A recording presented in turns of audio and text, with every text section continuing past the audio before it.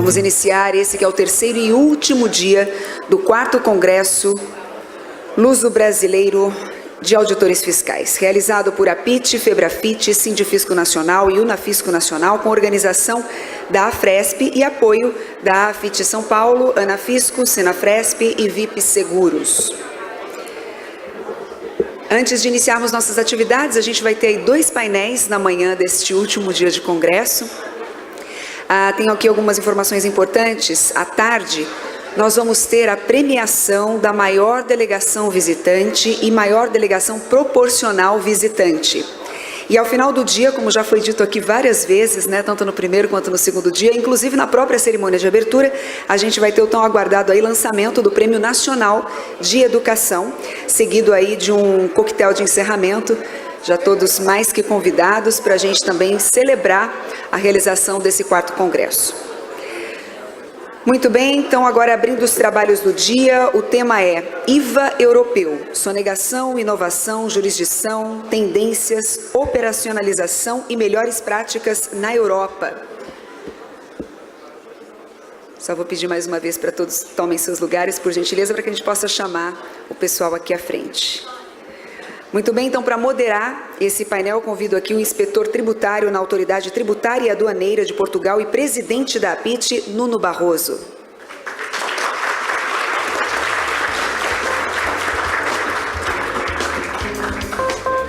Como debatedores, convido a conselheira de Finanças da Embaixada da Espanha no Brasil, Antoinette Musilek.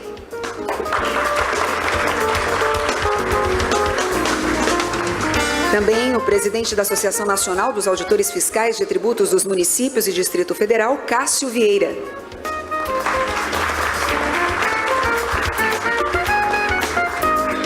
Para falar sobre a visão da academia, convido a professora de Direito Tributário na Universidade de Leeds e pesquisadora internacional na Universidade de Oxford, Rita de la Feria.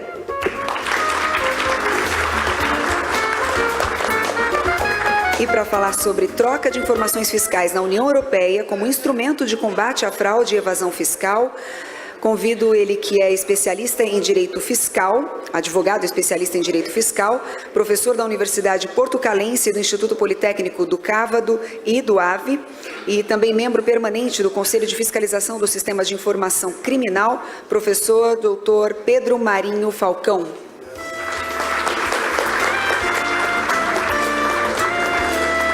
Lembramos mais uma vez que as perguntas podem ser feitas sempre por escrito.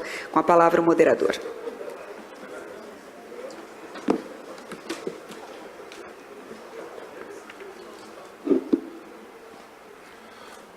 Bom dia a todos.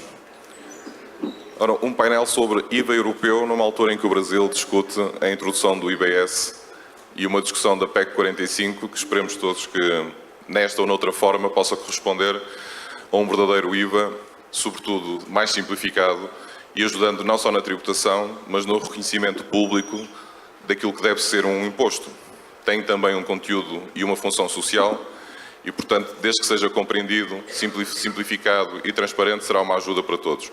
O IVA europeu é aquele imposto que na Europa é reconhecido como sendo uma criação da estrutura europeia, não o é, mas é aquele que os europeus o sentem mais como sendo o seu imposto.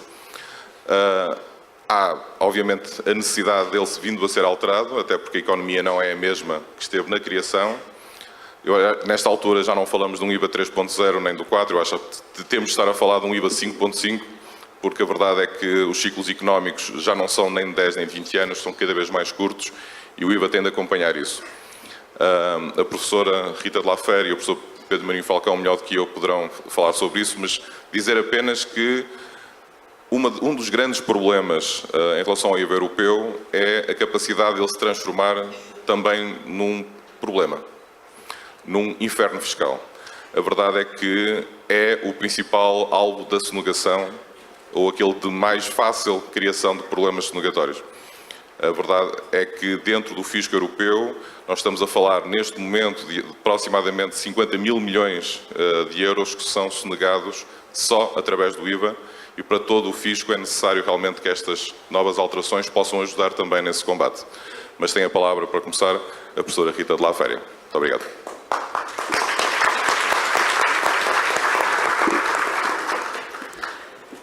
Bom dia a todos. Peço desculpa por vos arrastar para me ouvirem tão cedo de manhã. Queria agradecer aos organizadores o facto de me terem convidado para estar aqui.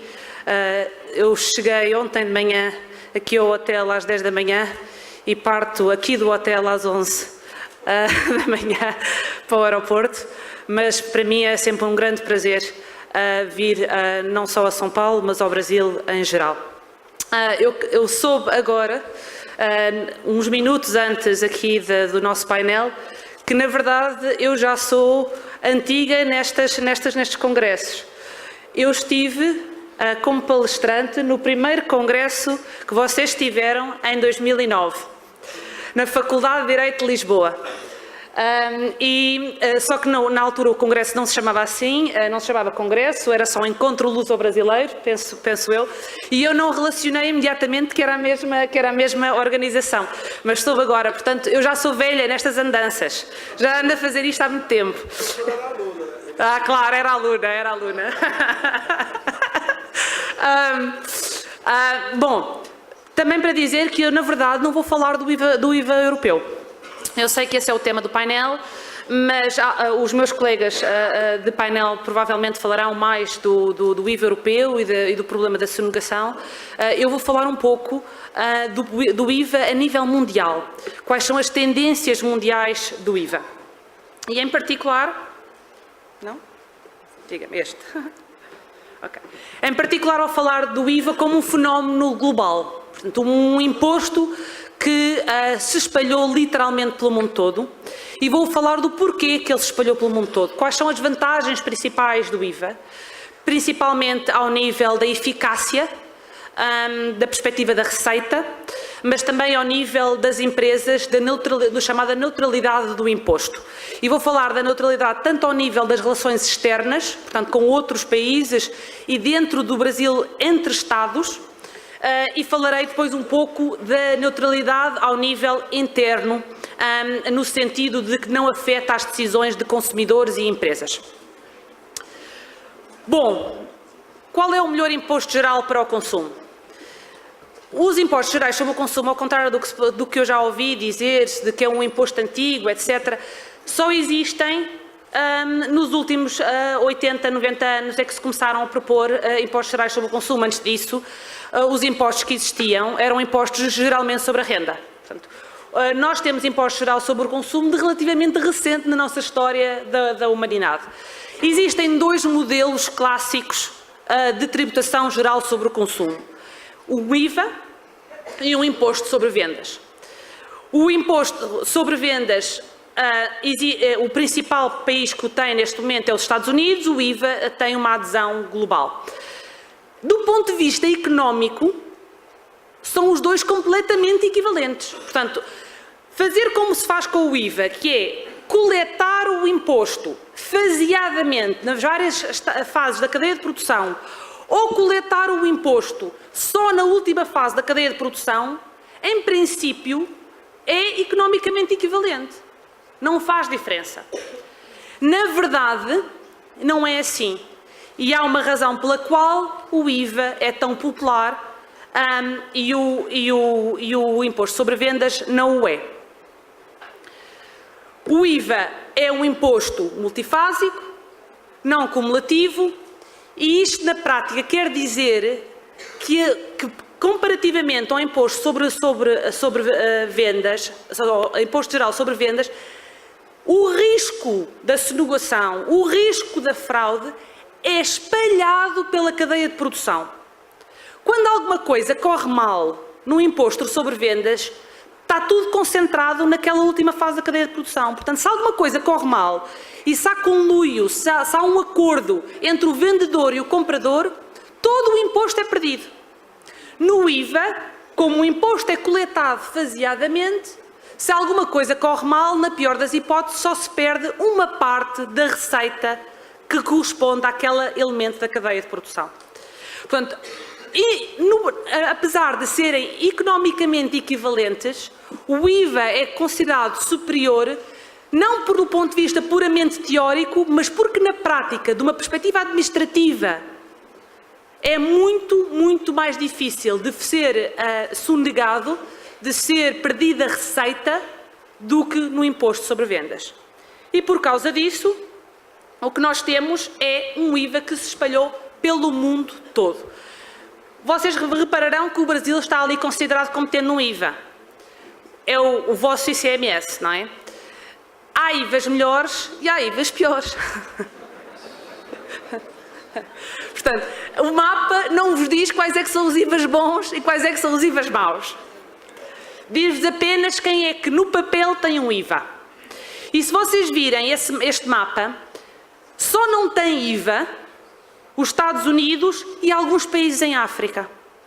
É tudo. De resto está completamente espalhado.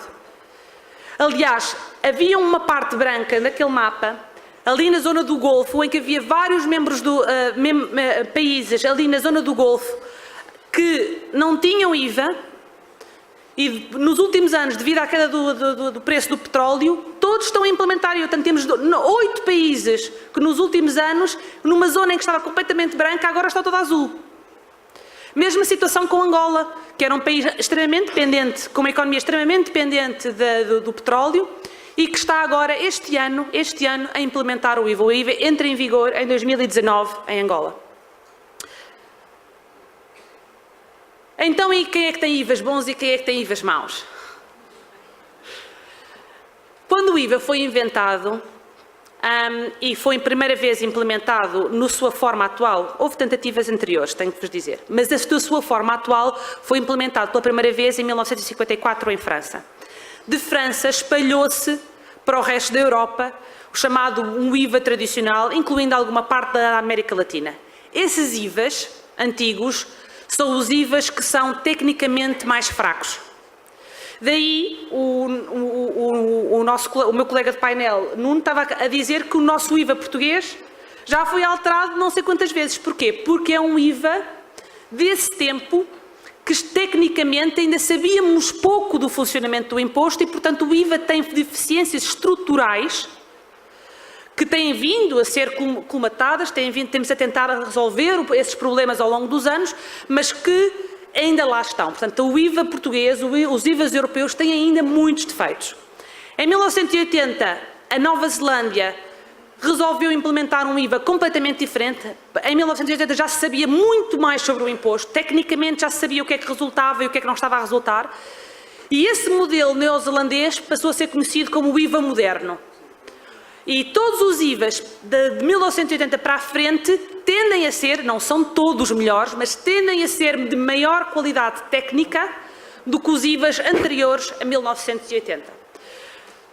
Hoje o que nós temos é IVAs, já não são os IVAs modernos, são os que eu chamo IVAs pós-modernos, IVAs que já aprenderam com todas as lições, e o Brasil está numa situação excelente para fazer uma reforma dos indiretos, porque vocês podem aprender com tudo o que se passou no resto do mundo, têm o mundo inteiro como experiência, são tubos de experiência para vocês, e podem aprender com o que é que correu bem e o que é que não correu bem, o que é que correu mal e o que é que não correu mal, e, portanto, trazer o que é bom e não copiar o que é mau.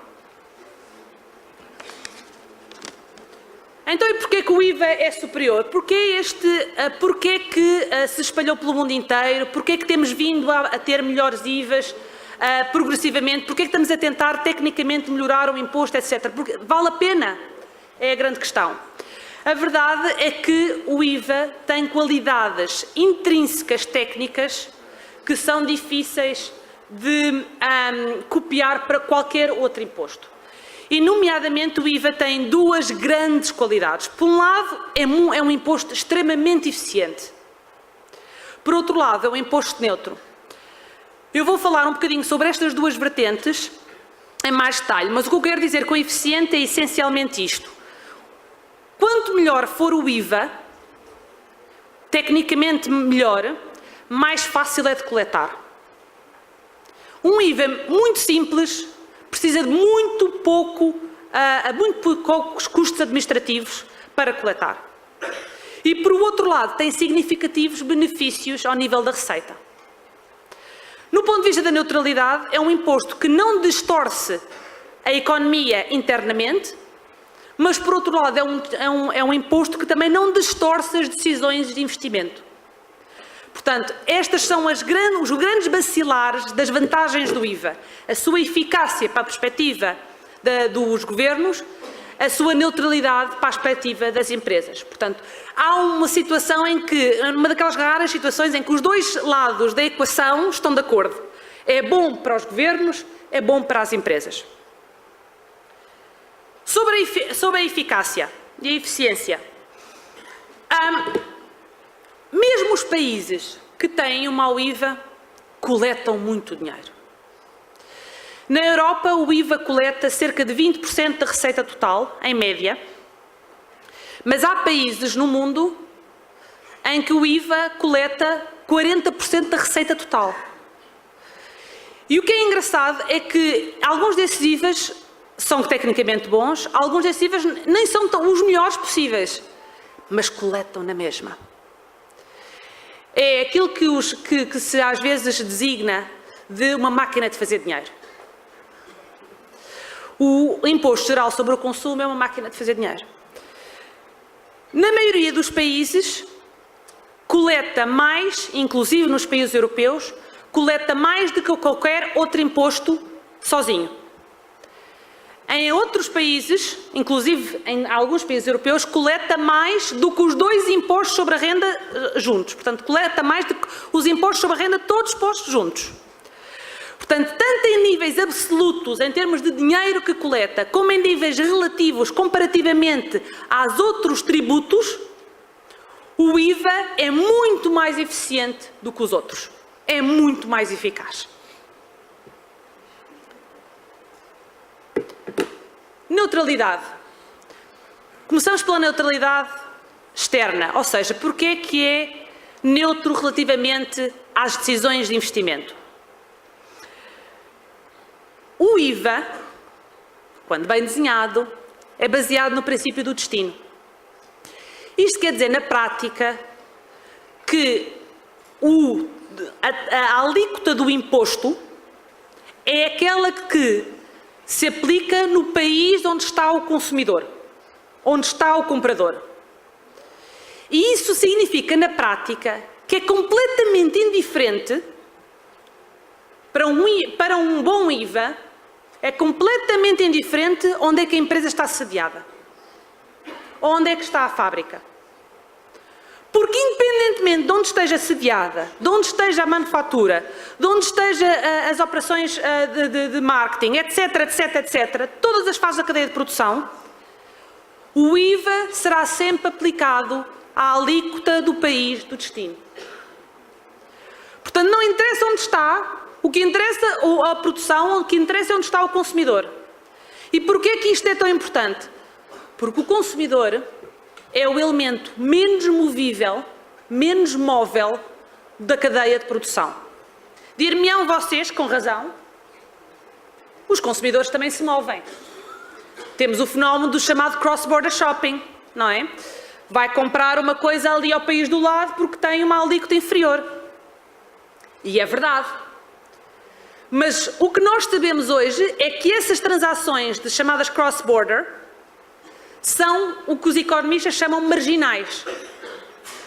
Não têm praticamente impacto no consumo geral. A maioria das pessoas não se move para fazer compras noutro país por causa do IVA. E, portanto, o mercado para as empresas é mais ou menos estático. Portanto, onde eu estou localizado em termos de produção é indiferente, porque o meu mercado está ali e eu não o consigo mover. Talvez eu consiga movê-lo se fizer uma estratégia a médio prazo, a longo prazo, 5 anos, 10 anos, vou tentar mover o meu mercado de um país para outro país. Mas, na verdade, está dependente de muitas outras questões comerciais que não o imposto. Portanto, na prática, o que nós sabemos é que as empresas não se movem por causa do IVA. Movem-se por causa do imposto de renda, mas não se movem por causa do IVA. Excetuando... não tenho aqui um slide que vos queria mostrar, não o tenho. Excetuando aqui o vosso caso. Aqui as empresas movem-se por causa do IVA, ou do vosso ICMS. E movem-se porque vocês aplicam, ao contrário do que eu vi, contei-vos dizer que, para mim, na minha experiência, pode ser que hajam outros casos, mas a minha experiência é caso único no mundo. Às vezes ser único é bom, às vezes não é. Vocês têm um híbrido entre o destino e a origem. Tributam parte no destino, parte na origem. E qual é o problema com isso? É que a partir do momento em que vocês tributam na origem, a decisão de onde a produção é feita passa a ter impacto. Porque a alíquota é diferente. Porque se eu tiver uma fábrica localizada no estado X, tenho uma alíquota. Se eu estiver no estado Y, tenho outra alíquota. E a origem, nós sabemos, dá lugar ao equivalente à concorrência fiscal, que é o equivalente àquilo que vocês chamam a guerra fiscal. E esta é uma das razões pelas quais o destino vigora em todo o mundo. Porque na teoria, teoricamente, cobrar na origem ou cobrar no destino não faz grande diferença. Na prática, há diferenças significativas. A primeira, ao nível internacional, que não é o vosso caso, vocês a nível internacional aplicam o destino, mas ao nível internacional é uma questão óbvia.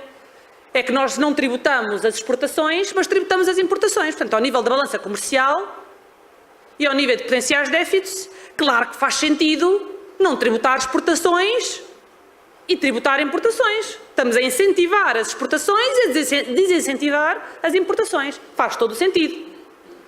Mas também ao nível da concorrência. Porque quando temos o destino não há concorrência. Pela falta de mobilidade do consumidor. Mas quando temos a origem há. Quando o Brasil importa um sistema híbrido, importou o problema da guerra fiscal internamente para o vosso sistema tributário. Na teoria, todos os países do mundo aplicam o destino. Na prática, alguns países aplicam híbridos. É um híbrido jurídico, alguns são híbridos jurídicos, é o caso do Brasil. Tem uma situação híbrida dentro do país, em que aplica parte de origem, parte de destino e tributa nos dois sítios. Mas também há híbridos que não são jurídicos, ou seja, na teoria, na lei, diz que é um princípio do destino, na prática o princípio do destino não é aplicado. Quando é que isso acontece? Quando não há reembolsos, quando créditos não são dados. E nós temos vários países que são conhecidos internacionalmente porque não dão créditos nas exportações. Nesses países, são também híbridos na prática. Ou seja, na teoria é um princípio do destino, tributam importações, não tributam exportações. Na prática, se não dão reembolsos e créditos para exportações, caro amigo, o IVA passa a ser um custo. Qualquer empresa a quem não seja restituído o IVA faz cálculos e pensa assim, eu vou investir naquele país. Aquele país tem custos assim, assim, assado. Mas não me dão créditos de IVA. Espera aí, todos os meus custos vão aumentar no valor da alíquota do IVA. Se a alíquota do IVA é 15%, os meus custos acabaram de aumentar 15%. Se eu tenho ali um país ao lado que me dá créditos, eu vou pensar, bom, este não dá, aquele dá, os meus custos diminuíram se eu investir ali. Portanto, a neutralidade do imposto, a nível externo, esta grande vantagem do IVA que não distorce decisões de investimento, está dependente da aplicação do princípio do destino, tanto ao nível jurídico como no sentido de que só deve tributar no país de onde está o consumidor, ou no Estado, no vosso caso, do Estado onde está o consumidor, mas também ao nível do prático. Tem que se dar reembolsos e dar créditos. Porque quem não dá créditos é conhecido no mercado como um país onde os custos vão aumentar. E a neutralidade interna, e este é o meu ponto final relativamente à neutralidade interna. também, em princípio, o IVA é um IVA neutro a nível interno, ou seja, não distorce as decisões dos consumidores. O consumidor pode comprar computador X ou computador Y. A alíquota é a mesma, não faz diferença. A fábrica ou a empresa pode manufaturar o computador X ou o computador Y. Em princípio, não faz diferença. Portanto, o IVA é suposto ser um imposto em que, como está lá para toda a gente igual, para todas as empresas, para todos os consumidores está lá igual, não faz diferença que decisão se toma. Só que, e isto é um grande que, quando o IVA inicialmente foi introduzido na Europa, nós começámos com medo que ele fosse regressivo. E o que é que ia acontecer com as pessoas de famílias mais carenciadas? E começámos a pensar que devíamos utilizar o IVA para encorajar as pessoas a fazerem coisas boas e desencorajá-las a fazer coisas más. E quando começámos a fazer isso, começámos a tirar essa neutralidade do imposto. Porque começámos a dizer que se comprar pão, vamos dar um exemplo, pão, não tem alíquota, tem uma alíquota baixa ou tem uma isenção, mas se comprar camarão ou caviar, tem uma alíquota alta. Fomos removendo a neutralidade do imposto. Eu, em princípio, e eu digo isto porque mais no sentido do imposto de renda do que no sentido do IVA, eu não tenho problemas de remover a neutralidade se houver uma boa razão. Ou seja, eu sei, por exemplo, no imposto sobre renda, que há distorções económicas grandes pelo facto de aplicar diferentes alíquotas a diferentes tipos de renda. E eu vivo confortavelmente com isso. Porque, efetivamente, não há outra forma de ter um sistema progressivo. No caso do IVA, o meu problema com isto não é que só que elimina a neutralidade do imposto, é que não resulta. E não resulta por isto. Quando nós aplicamos alíquotas reduzidas ou isenções para proteger a população mais pobre, ou para encorajar as pessoas a comprar livros, ou a ir à ópera, ou a ir a concertos, partimos de um grande pressuposto. É que se diminuirmos a carga do imposto, o preço desce.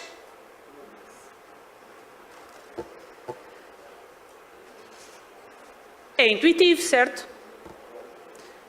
Intuitivamente nós pensamos, se eu descer a carga do imposto, obviamente que vai descer o preço. O problema é que cada vez que nós tentamos estudar isto empiricamente, chegamos sempre à mesma conclusão. Os preços não descem. Isto, na verdade, é um bocadinho um mistério. Porque quando nós fazemos modelos económicos, há uma clara indicação nos modelos económicos no mercado concorrencial. Quando desce a carga do imposto, o preço desce. Mas cada vez, todos os estudos empíricos que nós temos feito sobre o assunto, os resultados são consistentes. É que não é um estudo. Nós temos feito estudos sectoriais, estudos com vários setores, estudos que são só para um país, estudos que são em vários países. Temos estudos feitos, no princípio dos anos 2000, fizemos um estudo em toda a Europa. 27 Estados, na altura não tínhamos a Croácia. 27 Estados. Os resultados são os mesmos. Consistentemente. Mesmo quando os preços descem, e não descem sempre, mas mesmo quando os preços descem, é uma descida temporária. No prazo de um ano, os preços voltam ao valor que tinham antes da descida da alíquota do IVA. Porquê? A verdade é que eu não vos sei dizer porquê.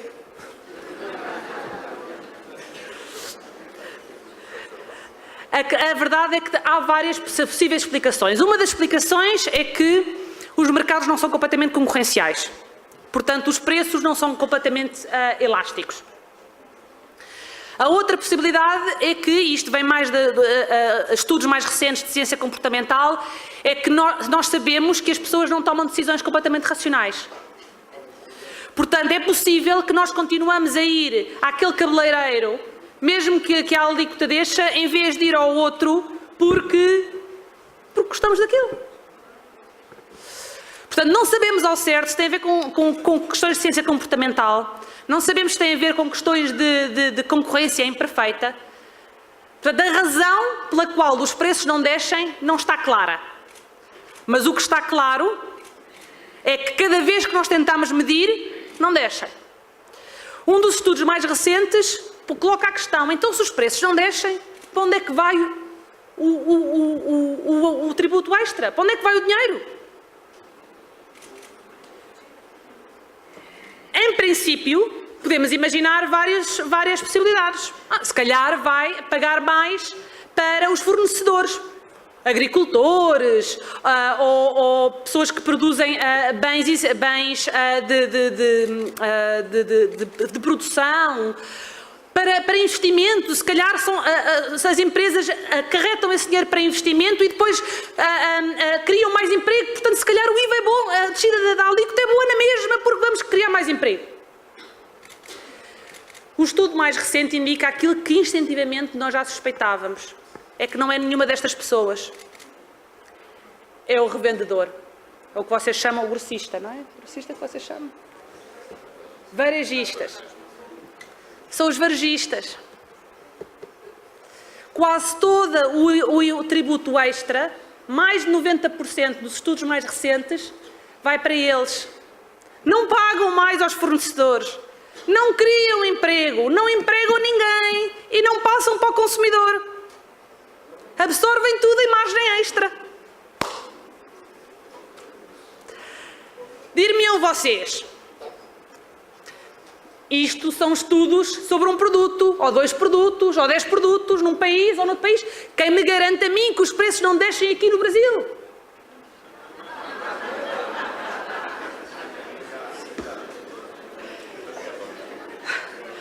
Mas vamos supor que descem. Vamos supor que descem. Vamos supor que o Brasil, os preços vão descer. A questão que então colocamos é, bom, então se os preços descem, vamos atingir os nossos objetivos. Vamos proteger as camadas mais desfavorecidas. Certo? Vamos proteger os mais pobres, aqueles que menos têm. Estes gráficos que vocês estão aí a ver, são gráficos que não foram preparados por mim, foram preparados por acaso por um brasileiro, economista, de quem eu sou muito amiga, não vou dizer o nome para ele não se sentir mal, e são preparados com dados que não são brasileiros, são dados de outro país e por isso não vos posso dizer que país é. O que eu vos posso dizer é que os dados que estão aqui nestes gráficos são tendências mundiais de consumo. Eu já vi gráficos semelhantes para vários países e é igual para todo lado. Para todo lado. Há sempre a tendência a dizer, no meu país é diferente. Não é. Então o que é que os gráficos mostram? Os gráficos dividem o rendimento por quantiles. O 1 são os 20% mais pobres da sociedade. O 5 são os consumidores mais ricos daquela sociedade, quem tem as rendas mais altas. O que é que nós vemos? Vemos que, quando temos em conta o consumo dessas pessoas com rendas diferentes, quem beneficia das alíquotas reduzidas e das isenções são os mais ricos. Mas não é um bocadinho, é muito. Vocês vejam ali o 5, quase toda a receita perdida vai para dar dinheiro aos 5%, ao número 5, aos 20% mais ricos da sociedade. Isso é o caso, mesmo no caso da comida, que é um bem essencial.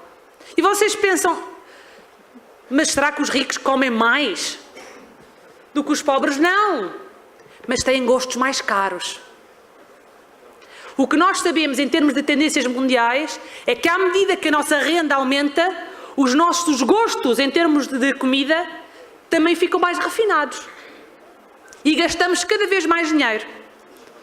Quando pensamos em coisas como a saúde e a educação, é a mesma situação. Se temos um setor em que há uma versão que é sem pagamento estadual e uma versão que é paga, quem vai para a versão paga são os mais ricos. São os 20% mais ricos. Eu sei que vocês estão a pensar neste momento, porque eu já fiz esta conversa muitas vezes. Eu também vou para a clínica privada e eu não sou rico. Eu também ponho o meu filho no colégio, eu não sou rico. Eu vou-vos dizer uma coisa. Vocês são ricos. Vocês são objetivamente ricos. Eu duvido, não posso pôr as mãos no fogo, mas eu duvido que haja alguém nesta sala que na distribuição da renda no Brasil não esteja nos 20% mais ricos. E o facto de vocês, quando pensam assim, todos os meus amigos põem os filhos no colégio privado. Todos os meus amigos vão à clínica privada, por isso a classe média vai à clínica privada. Esta correlação entre os meus amigos vão, por isso a classe média vai, é instintiva, mas é errada. Não quer dizer que a classe média vai, quer dizer que todos os vossos amigos são ricos.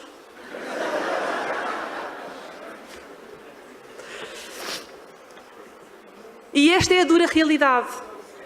Nós pensamos, quando aprovamos estas medidas, pensamos sempre naqueles que menos têm. Mas, na verdade, quem nós estamos a proteger são aqueles que mais têm.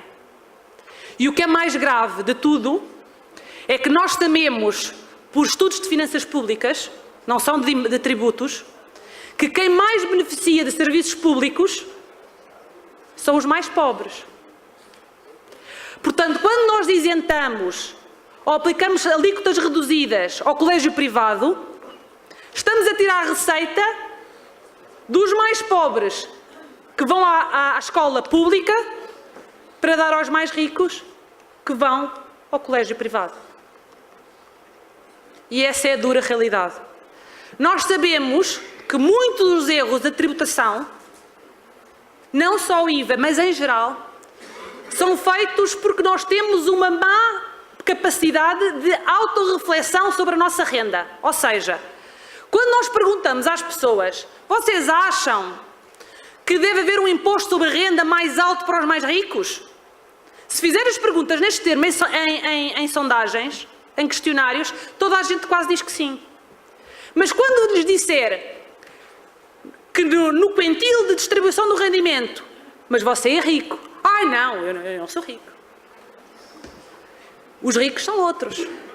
Portanto, o facto de nós não sabermos avaliar, não termos capacidade para avaliar a nossa própria posição na distribuição do rendimento, é fonte de muitas más concessões ao nível tributário. Não só do IVA, mas também ao nível do imposto sobre renda. Isto, na ciência comportamental, está identificado. É um chamado problema de saliência. Se houver 10 pessoas numa sala e uma delas tiver um jet privado, nós notamos que havia aquele com jet privado, mas não notamos que havia 9 sem jet privado. Nós, pessoas, temos tendência para nos comparar sempre com quem tem mais e, portanto, a nossa concepção, a nossa capacidade de avaliar quanto dinheiro é que nós temos está distorcida porque nós notamos mais quem tem mais e notamos pouco quem tem menos. Vou-me calar com este último slide. Prometo. Então, o que é um IVA bom? Um IVA bom é aquilo que eu chamo um IVA slim. É um IVA simples que minimiza os custos para a administração tributária, que minimiza os custos de compliance, portanto, com poucas exceções, sem regimes especiais, sem alíquotas especiais, uma alíquota única, quase sem isenções. é um IVA local, não é um copy-paste do outro IVA, nomeadamente do português. Não façam isso. Tem que ser um IVA feito para as condições daquele país. E designadamente, e tendo com este público, eu sei que vocês vão compreender aquilo que eu estou a dizer, designadamente as condições da administração tributária. Não há nenhum sistema tributário que funcione bem se não tiver em conta as condições da administração tributária. Um sistema pode ser ótimo na teoria, se não consultar a administração tributária e se não vir como é que vai ser aplicado na prática, vai falhar.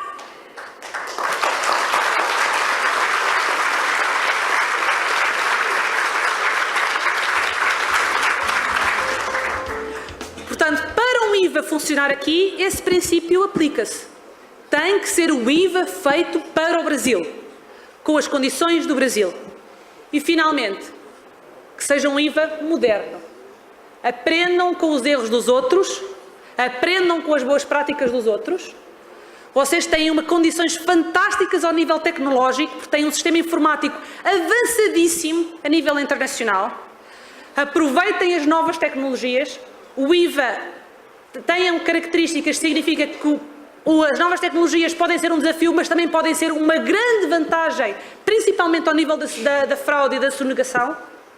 Aproveitem as novas tecnologias, aproveitem os novos desenvolvimentos ao nível da ciência comportamental e vão ver que vai correr bem. Obrigada.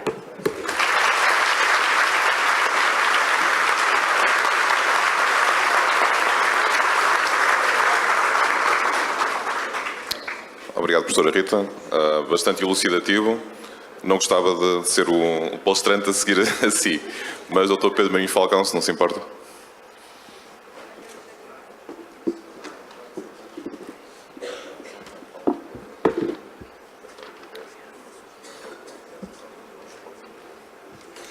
De facto, vou ter uma dificuldade acrescida em manter a assistência atenta, mas tentarei, dentro do jet lag que neste momento me ocupa, uma vez que cheguei ontem do Portugal e vou amanhã novamente para Portugal, tentar lançar algumas pistas sobre aquilo que me foi pedido e que está relacionado com a troca de informações. Antes, porém, 3 palavras. Primeiro, uma palavra para todos os congressistas. Eu estou com muito gosto neste Congresso Luso-Brasileiro para discutir os temas da fiscalidade. Já o ano passado estive em Portugal, vim este ano ao Brasil numa curtíssima passagem, gostava de ficar em São Paulo ou no Brasil mais tempo, mas por razões profissionais não me é possível e, portanto, queria cumprimentar todos os congressistas e agradecer a vossa presença.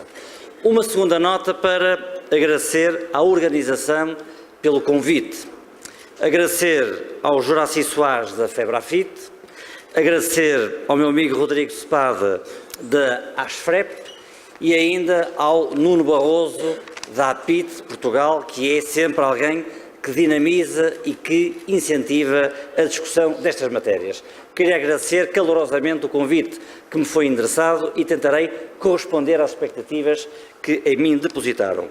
Uma última palavra para enquadrar o tema que me foi solicitado e que respeita à troca de informações fiscais. E eu decidi alargar o tema da troca de informações fiscais, não só à matéria do imposto sobre o valor acrescentado, como também aos impostos sobre o rendimento.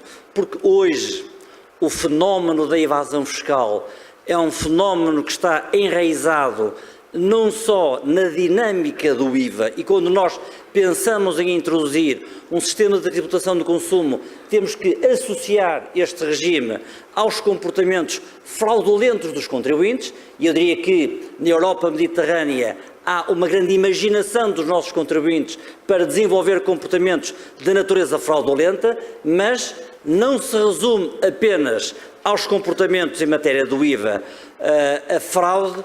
Também no capítulo dos impostos sobre o rendimento, nós identificamos comportamentos fraudulentos. E o que é que têm feito os países entre si?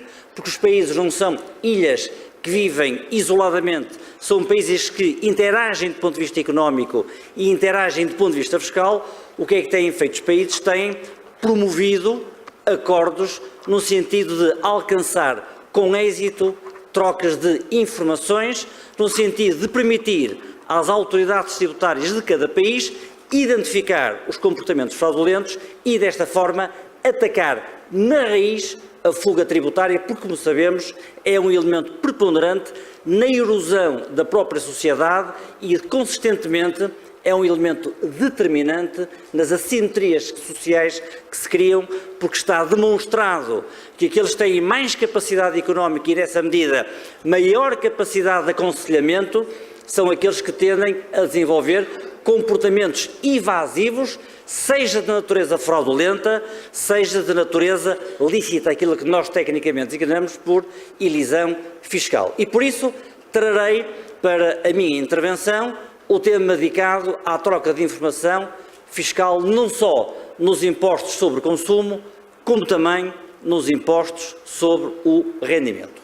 E no que respeita aos impostos sobre o rendimento, a primeira nota que eu vos queria deixar é do sistema designado Country by Country Report, que é um sistema criado em Portugal após a adesão a um sistema desenvolvido pela OCDE e que, num segundo momento, deu origem a uma diretiva comunitária entre todos os países, a partir do qual os países da União Europeia têm a obrigação de promover trocas de informações relativamente aos impostos sobre o rendimento. Todos os países da União Europeia adotaram na respectiva legislação normas que são adequadas à informação financeira e fiscal e Portugal não fugiu à regra e adotou no artigo 121A do Código do IRC um conjunto de obrigações para as empresas que tenham um conjunto de faturação anual agregada superior a 750 milhões de euros. E o que é que impõe esta obrigação do reporte de informação sobre os impostos sobre rendimento? As entidades que residam em território nacional, que tenham sede em território nacional, mas que tenham um conjunto de sucursais espalhados por todos os países da União Europeia ou países terceiros, são obrigados a prestar um conjunto de informações de natureza fiscal e contabilista. Informação sobre os seus rendimentos brutos, informação não esgota, são apenas a título exemplificativo, informação relativamente aos resultados antes do imposto devido, que é o imposto sobre os lucros, o montante devido em IRC e ainda o número de trabalhadores. Podemos dizer com alguma entoação que este sistema do report é um verdadeiro Big Brother fiscal, na medida em que todas as autoridades tributárias comunitárias e não só têm um acompanhamento permanente relativamente às empresas de grande dimensão que têm um caráter multinacional e que faturem um valor superior a 750 milhões de euros, obtendo uma informação completa, não só do ponto de vista fiscal, como também do ponto de vista contabilístico. Em Portugal, uma recente portaria determinou quais as empresas que estavam tendo sede em território nacional obrigadas ao cumprimento deste reporte de informação contabilística e fiscal, e podemos dizer que, no sistema atual português, estão obrigadas a cumprir esta obrigação de reporte todas as empresas que tenham sede nos Estados-membros da União Europeia, nos Estados Unidos da América e ainda noutros países, como se pode ver, Brasil igualmente incluído. E isto é importante porque no final trarei alguma informação estatística sobre o modo em que diagnosticamos atualmente as relações entre Portugal e Brasil relativamente à troca de informação, e estas empresas que têm relação com o Estado português estão obrigadas a fornecer uma informação agregada para que em Portugal se faça o controle relativamente à atividade das entidades de natureza multinacional. Segundo esquema de troca de informação no âmbito dos impostos sobre o rendimento, o CRS, Common Report Standard.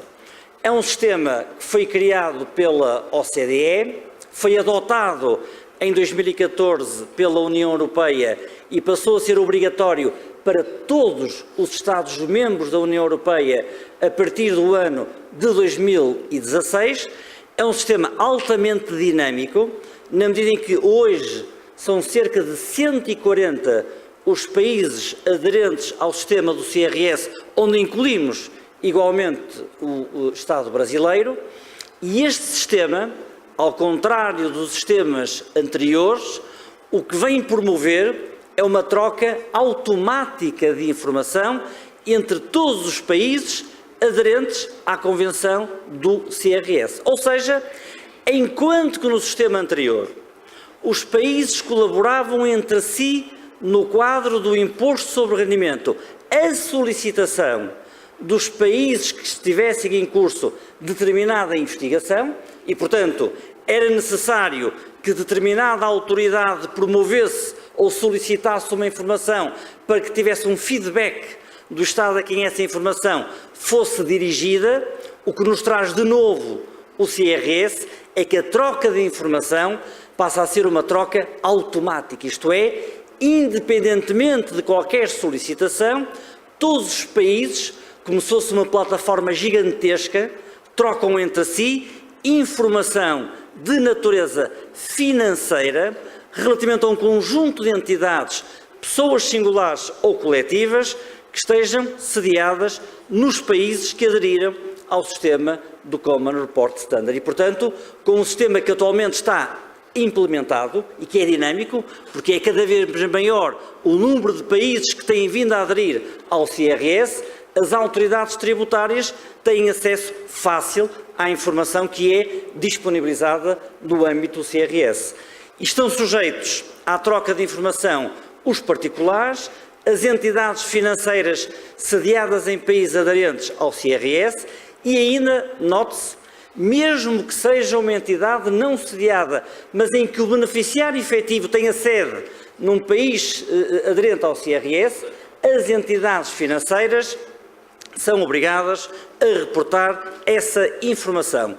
E que tipo de informação? Porque é uma informação altamente relevante, porque está relacionada com o património das pessoas singulares. Que tipo de informação é essa que as entidades estão obrigadas a fornecer? Estão obrigadas a fornecer todos os rendimentos que foram pagos ou colocados à disposição no ano anterior e, bem assim, o património financeiro, ações, obrigações, depósitos a prazo, que as pessoas singulares detenham no exterior. Ora, isto vai permitir a avaliação da capacidade financeira de cada pessoa singular e promover a sua reconciliação com a declaração anual de rendimentos. No fundo, perguntando-se isto: como é que um cidadão que declara um rendimento anual de 30 mil euros líquidos consegue ter um depósito a prazo que está sediado, por exemplo, no Panamá, no valor de €500 mil? Como é que um cidadão português que declara 40 mil euros de rendimento líquido tem obrigações que estão parqueadas num banco brasileiro que lhe reporta a informação? E isto vai permitir, através da troca automática da informação, que as autoridades tributárias possam, partindo desta informação, promover uma análise sobre a seriedade e sobre a validade das declarações apresentadas pelos contribuintes. Foi também desenvolvida e implementada uma troca de informações com a Suíça, não só entre Portugal como também de todos os países da União Europeia, e as entidades bancárias suíças estão, a partir do ano de 2015, obrigadas a fornecer toda a informação financeira que transcende a própria lógica do CRS. Isto é, as autoridades suíças, que era um país que durante muitos anos foi caracterizada pela opacidade em matéria bancária, porque não fornecia informação sobre os respectivos clientes. Provavelmente muitos dos senhores que aqui estão ainda se lembram das contas que eram alfanuméricas, continham apenas um número, desconhecendo-se quem era o respectivo titular, e as autoridades suíças foram, em função do avanço da União Europeia, obrigadas a abrir o leque da informação e, a partir de 2015, as contas sediadas na Suíça passaram a ser contas totalmente transparentes. Relativamente aos Estados Unidos, entrou em vigor em 2014 um sistema de troca automática de informações designado Foreign Account Tax Compliance Act, que vem permitir trocas de informações entre os países da União Europeia e os países e os Estados Unidos, para se verificar se há ou não fuga de capitais e fuga de tributação relativamente às entidades singulares e coletivas com sede nos Estados Unidos. Relativamente à questão do imposto sobre o valor acrescentado, a minha colega de painel, Rita de la Fera, referiu, e bem, que é absolutamente determinante que um sistema fiscal que tribute o consumo seja simples na sua aplicação, mas é necessário que seja igualmente eficaz do ponto de vista do controle. E a eficácia do controle em matéria de imposto sobre o valor acrescentado implica que todos os países da União Europeia tenham a consciência da importância que tem a obrigação de trocar informações relativamente às operações económicas de natureza intracomunitária. E por isso foi adotado em 2010 um regulamento que estabelece um conjunto de obrigações relativamente à troca de informações. O objetivo é de permitir aos países da União Europeia realizar uma correta avaliação do IVA, controlar todos os movimentos económicos que podem ser transnacionais, passando por diversos países integrantes da União Europeia, e desta forma lutar eficazmente contra a fraude do IVA. Esta troca de informação basicamente se traduz em uma troca de informações a pedido dos países que integram a União Europeia, ou mesmo a chamada troca de informação espontânea e automática, que é desenvolvido entre todos os países sem que haja um pedido prévio. E qual é o propósito? O propósito é impedir que haja perda de receita no país de destino ou no país que está em concorrência com a respectiva operação económica e permitir-se que todos os países envolvidos na cadeia de transações tenham uma informação relevante sobre a natureza da operação e, nessa medida, possam tributar no destino e cobrar eficazmente a respectiva receita, evitando-se fenómenos que são fenómenos infelizmente recorrentes e que nós chamamos fraude do IVA em carrossel, isto é, países que triangulam diversas operações, por via dos quais se consegue mitigar, se consegue reduzir de forma fraudulenta a tributação do IVA no destino. E esta troca de informações a pedido, automática, espontânea, entre todos os países, que é imposta por este regulamento comunitário, por esta diretiva comunitária, vem permitir um controle eficaz da respectiva receita. Foi criado, paralelamente, um organismo chamado Eurofisc. É uma rede de informação que foi criada em 2010 e que, integrada por diversos países, no fundo estuda o comportamento dos contribuintes para agir no combate à fraude, não tanto do ponto de vista da repressão, mas do ponto de vista da prevenção. Isto é, perceber-se quais são os setores de atividade económica mais suscetíveis de fraude e evasão fiscal, tentar perceber quais são os comportamentos imaginativos dos contribuintes tendentes à redução ilícita do imposto sobre o valor acrescentado e, portanto, propor medidas de controle, medidas de alteração legislativa que tenham por finalidade antecipar comportamentos evasivos de que resulte uma redução da carga fiscal, uma redução da receita fiscal nos diversos países envolvidos. Esta Eurofisc teve alguns desenvolvimentos e foram criados grupos de trabalho entre os diversos membros que o integram e que visam, precisamente numa lógica de especialidade, tentar perceber quais são os comportamentos fraudulentos por segmentos de atividade. bens e serviços, meios de transporte, procedimentos alfandegários e, portanto, neste regime de especialização, o Eurosfic consegue antecipar os comportamentos fraudulentos. Há uma outra nota que eu vos queria deixar e que tem agora a ver com... Eu sou advogado e, portanto, os advogados têm sempre esta preocupação. A autoridade tributária tem uma função e essa função é o controle do comportamento dos contribuintes.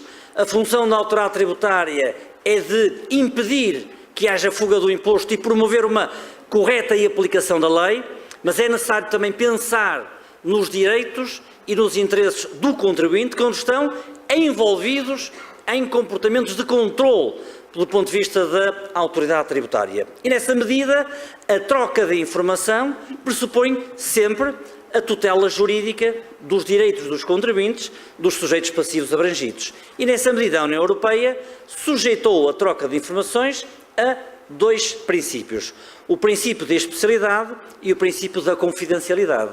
Especialidade no sentido de que aquela informação só pode servir para o objetivo com que foi solicitada, e o princípio da confidencialidade: se a autoridade tributária tiver informação sobre determinada operação económica, tem que manter sigilo sobre os dados que recolheu no exercício da atividade da investigação. Por outro lado, devem ser estabelecidos também limites à troca de informações comerciais, nomeadamente em resultado do sigilo emergente da atividade profissional. Penso, por exemplo, num pedido de informação do Brasil relativamente a um cliente que é defendido por um advogado.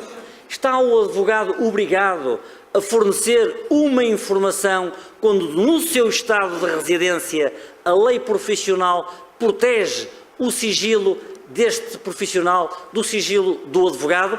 É necessário, naturalmente, criar uma equação onde conseguimos equilibrar, por um lado, o direito dos Estados na obtenção da informação, mas também a proteção e os interesses dos contribuintes envolvidos. E o ordenamento jurídico europeu foi sensível a esta matéria e estabeleceu um conjunto de princípios.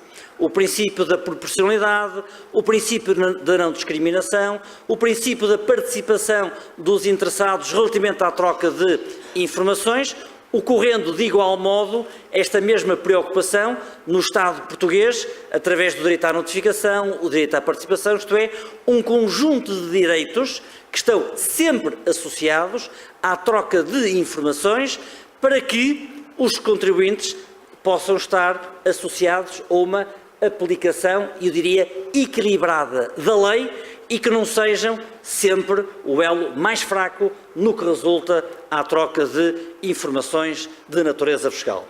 Terminaria, ou quase que terminaria, a minha intervenção. Disponho de 4 minutos e 17 segundos, espero ser fiel ao tempo que me foi conferido, para transmitir a todos os congressistas aquilo que tem sido o resultado da cooperação administrativa em função de dados oficiais que estão disponíveis na plataforma da Direção-Geral dos Impostos em Portugal.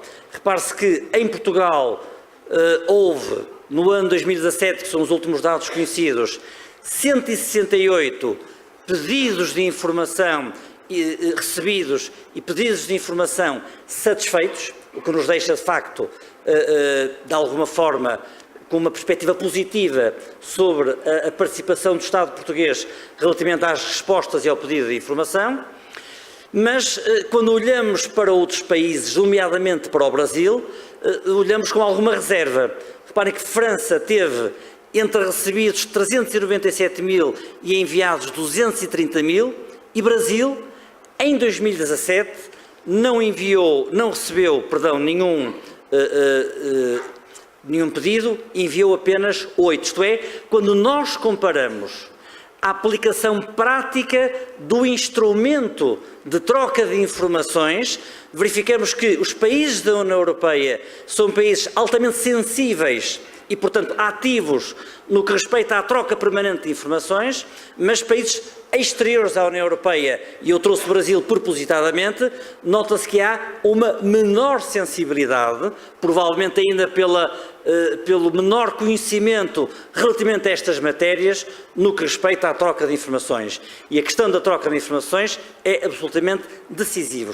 Este gráfico, que é o gráfico do número de informações enviadas e recebidas pelos Estados-membros da União Europeia, dá-nos a conhecer que a Alemanha, a Espanha e a França são os países mais ativos na troca de informações e países, nomeadamente o Reino Unido, que era um país de quem se esperava maior proatividade na troca de informações, é normalmente um país mais reservado. Isto é muito importante e nós notamos isso, por exemplo, no quadro da investigação criminal que se desenvolve em Portugal. Os seus congressistas já ouviram falar de grandes investigações de ordem criminal, financeira, que estão a ser desenvolvidas em Portugal, nomeadamente que envolvem um ex-primeiro-ministro, o que obriga a uma informação mais detalhada e mais pormenorizada, e quando as entidades financeiras têm sede no Reino Unido, a investigação é, na prática, claramente prejudicada pelo número de informações e pelo tempo da resposta relativamente às informações. Isto leva-nos a pensar na obrigação que todos os países têm de assumir a importância que tem a troca de informação para que o sistema tributário, nomeadamente em matéria de IVA, seja um sistema eficaz. A rede Eurosfic tem sido, de alguma forma, eficaz porque, por antecipação, como podemos ver pelo quadro, em 2015 detectou 23, em 2016 detectou 24, em 2017 detectou 57 casos de comportamentos tipo de natureza fraudulento e que permitem depois aos Estados antecipar o desenvolvimento desses comportamentos, quer por via da investigação, quer por via da legislação. E verificamos também, relativamente a 2017, que aumentou ou tem vindo a aumentar o efeito prático da atividade da Eurosfic em matéria específica de IVA, o que significa que este tipo de entidades e este tipo de organismos, de facto, têm um papel muito relevante no combate à fraude e evasão fiscal.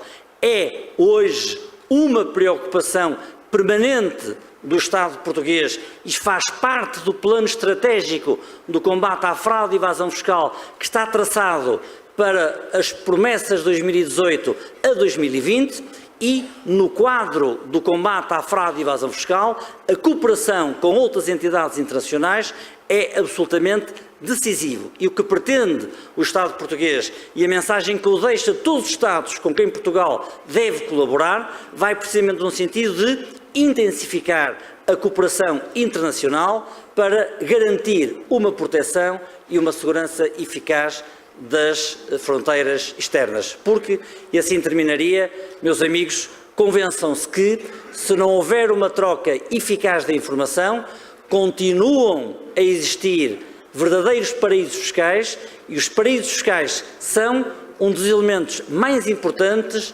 da corrupção das sociedades e são um dos elementos mais preocupantes da erosão social que causam, na medida em que continuam a permitir guardar receitas que no país de origem não foram sujeitas ao pagamento do imposto, ou ainda continuam a permitir que se armazenem valores, que se guardem valores que resultaram de comportamentos ilícitos que transcendem a própria lógica tributária. E, portanto, o combate à fraude e evasão fiscal deve também ter no centro da preocupação o combate aos paraísos fiscais. Muito obrigado.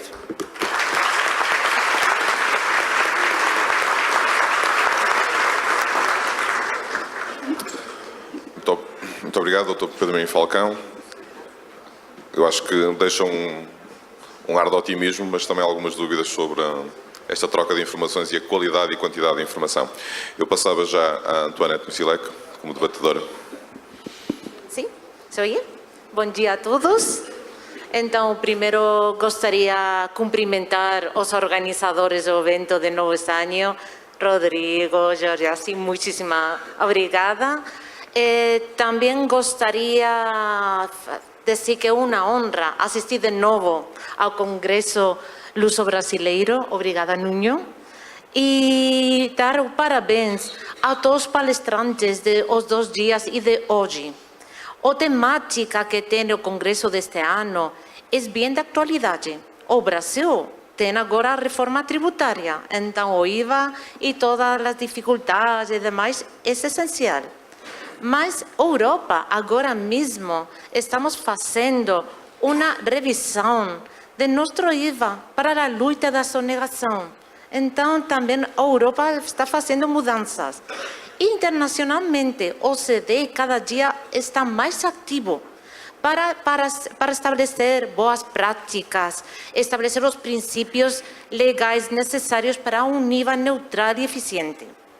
Então, eu gostaria que nas ponências nós hemos já visto antecedentes históricos, que se está fazendo, propostas a futuro.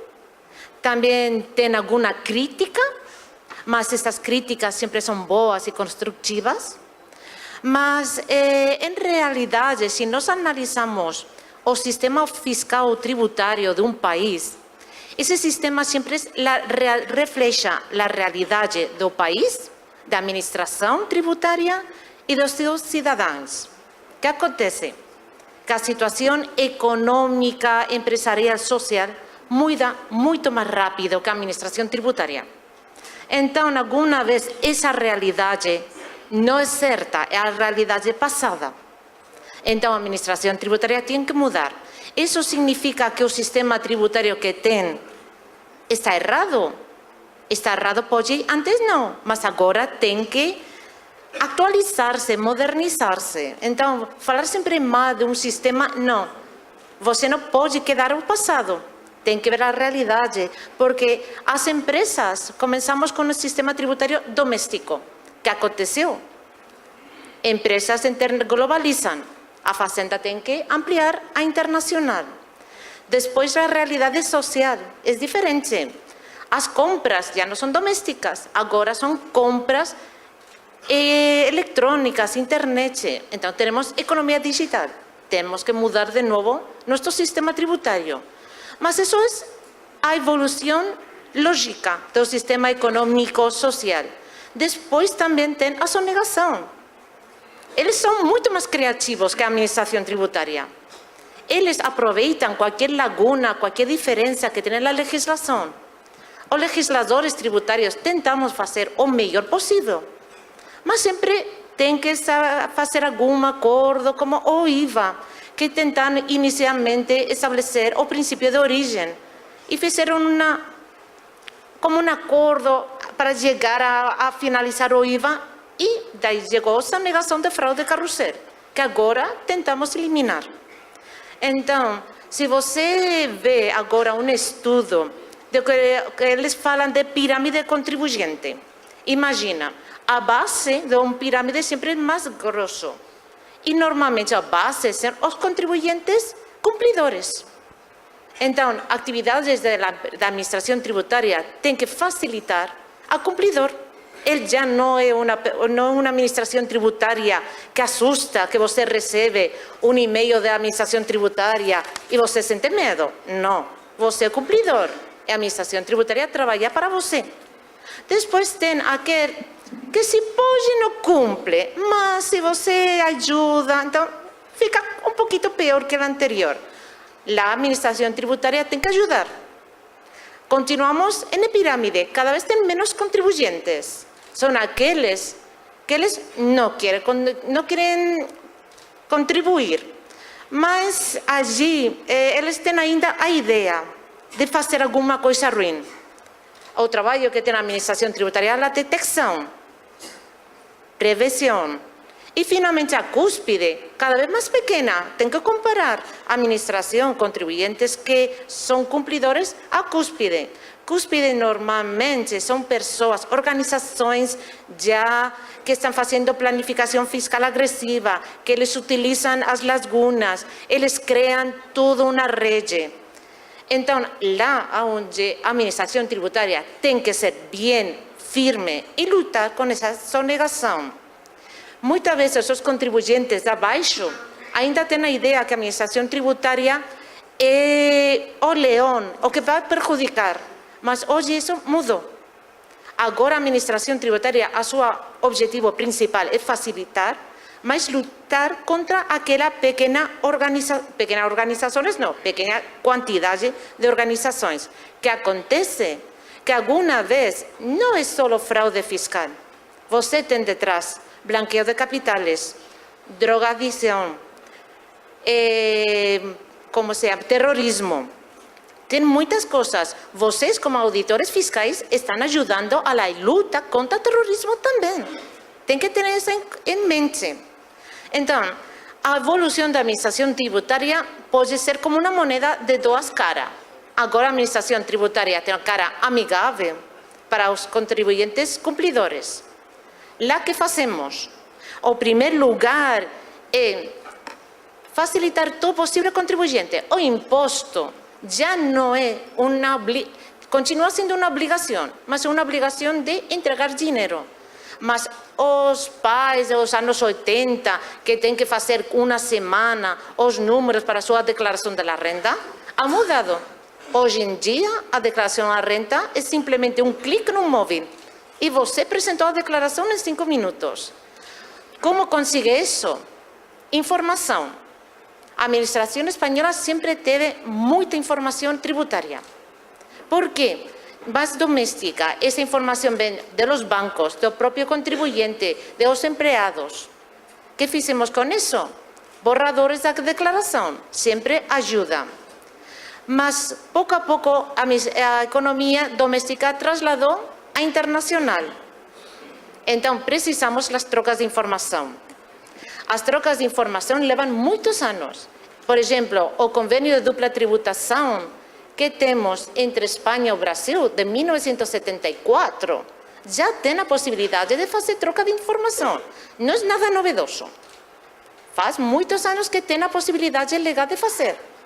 Mas não utilizávamos muito. Se utilizamos, mas considero bem pouco. Depois, então, a parte da cara amigável tem que ser uma receita que receba o contribuinte, facilita, compreende seu problema, ajuda a fazer a sua declaração e o seu pagamento. Mas agora vem a outra cara.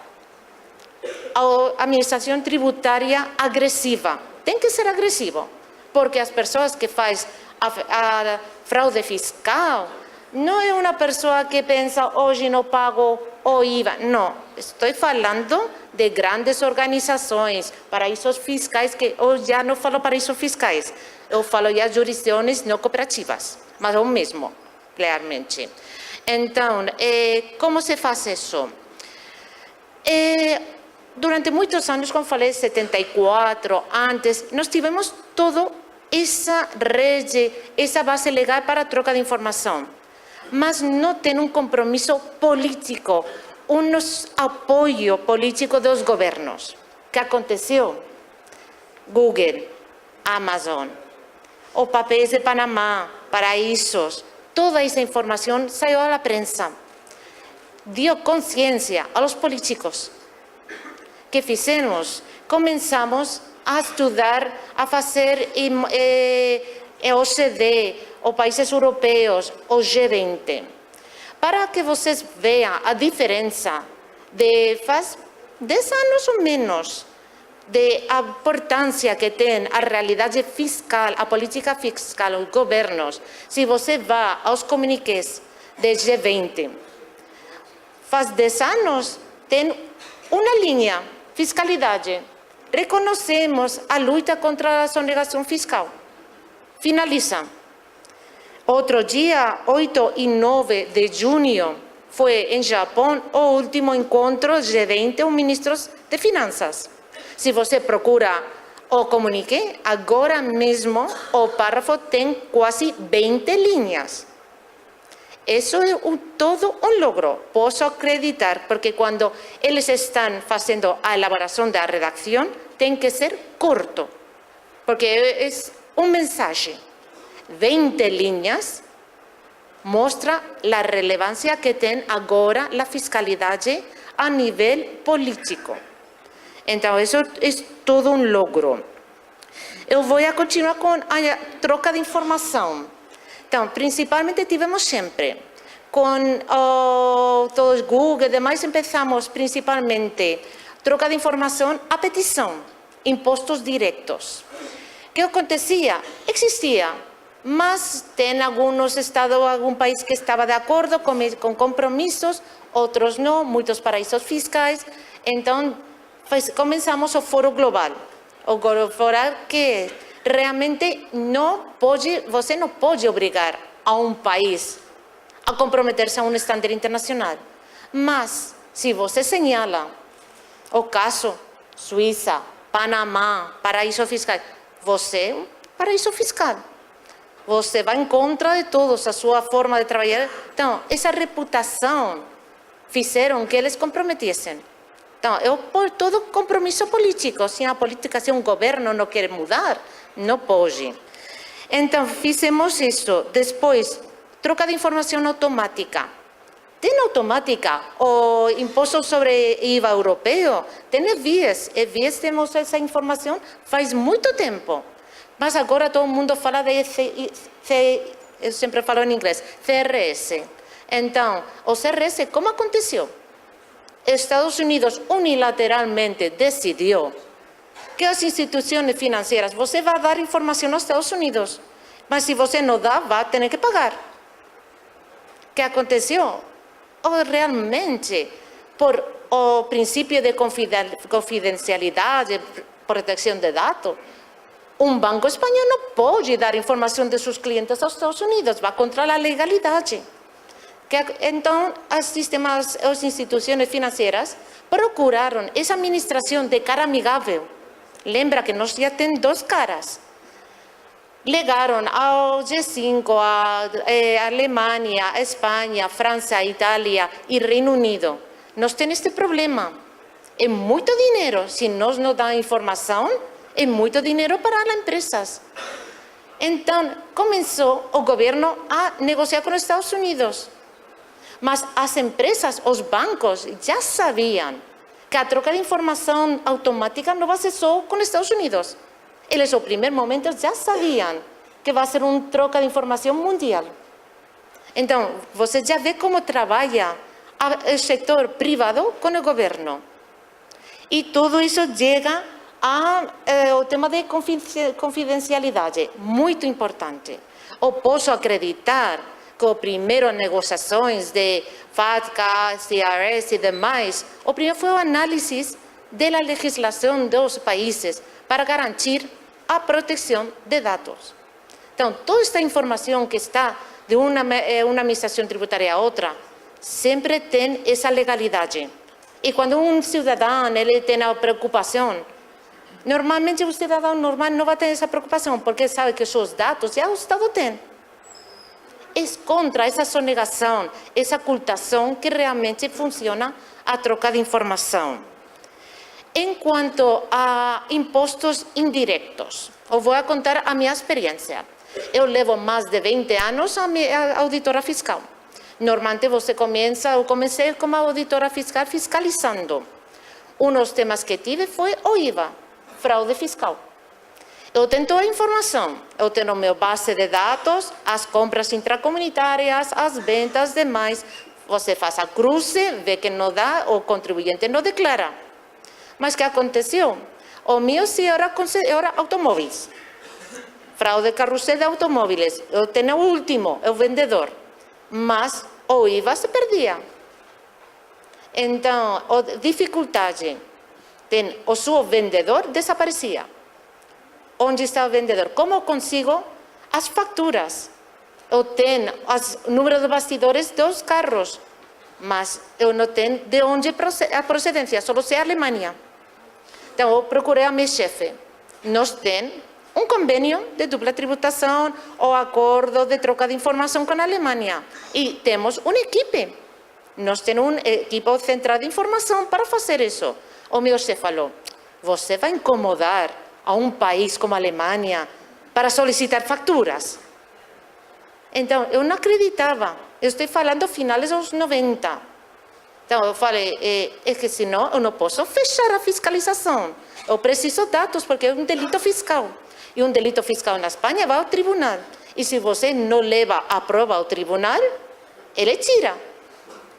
Então, o seguinte passo da minha carreira, deixei a fiscalização e comecei a troca de informação internacional. A prática. Sim. Então, começamos a melhorar o sistema interno nosso. Porque, por exemplo, tardamos quase um ano e meio em contestar os requerimentos. Agora, uma semana ou menos. Fizemos melhoras informáticas, um procedimento. Então, tivemos que mudar. E nessa troca de informação, pouco a pouco, vai vendo que tem que também fazer capacitação dos próprios auditores fiscais. Porque nós tivemos o problema de ter base de dados bem grande, mas alguma vez muita informação é demais. Se você não sabe como utilizar essa informação, como se não tivesse. Então, eu comecei a fazer também palestras de capacitação para vias e demais. Então, fazer muito. O que acontece agora? Que o novo IVA, essa troca, já o fraude carrossel conhecemos. Os finais 90, inícios 2000, não conhecíamos. Primeiro que intentamos fazer, mudar a legislação, mais difícil. Impossível porque tem muito tempo. Tem também o registro. O registro é como o CNPJ para fazer intercâmbios intracomunitários. O mais fácil foi a Espanha. Todas as pessoas que têm um NIF, inicialmente com o IVA, têm automaticamente esse número de identificação. Vimos que tem sociedades pantallas, mas o mesmo endereço, por exemplo, tem mais de 30, 100 sociedades dormentes. Eles ficavam lá aguardando a que uma pessoa comprasse a sociedade para ser sociedade de pantalla. Depois desaparecia. O que fizemos na Espanha? Todos os números registros eliminamos. Se você não tem atividade, você não precisa. E se você necessita, então você fala com sua administração e solicita o número. Bem fácil. Foi uma medida previsória. Mas agora, com o 2010, começamos a ver, o fraude continua. Não pode ser. Qual é o motivo do fraude? A ruptura do princípio de neutralidade. Se você rompe a cadena, permite a sonegação. Então, 2017, 16, 17, a União Europeia, eles estabelecem um plano de ação. Eles fazem medidas rápidas para melhorar coisas. E essa medida tem principalmente, finalmente, o princípio de destino para assegurar que não tem lagunas, evitar essa sonegação tão fácil. Porque é muito fácil essa. Eliminar. Aparecerão outras. As empresas são muitas imaginativas, criativas. Dentro de 10 anos vão ter sonegação IVA sempre. Mas lutaremos. E outro papel, a cara amigável. Você faz uma troca importante na legislação de IVA. Mas isso você tem que facilitar ao contribuinte cumpridor. Então, tem que ver as duas caras sempre. Você não pode prejudicar ao contribuinte. Então, tudo isso se está fazendo agora na Europa.